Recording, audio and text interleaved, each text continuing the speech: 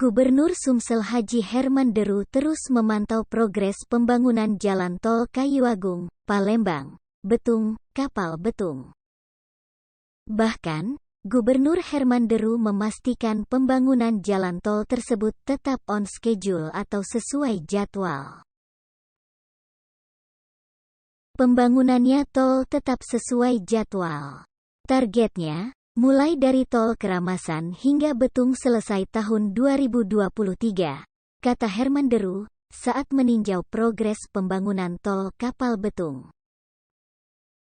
Tidak hanya itu, dia juga mengatakan salah satu jalan dan jembatan tol di kawasan Sembawa saat ini juga sedang dalam tahap pemasangan girder atau gelagar jembatan tol.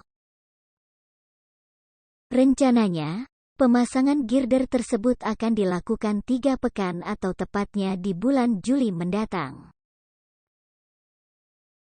Bahkan, Herman Deru berharap, progres pembangunan jalan tol Kapal Betung tersebut terus dikebut sehingga dapat segera dimanfaatkan untuk mobilitas masyarakat.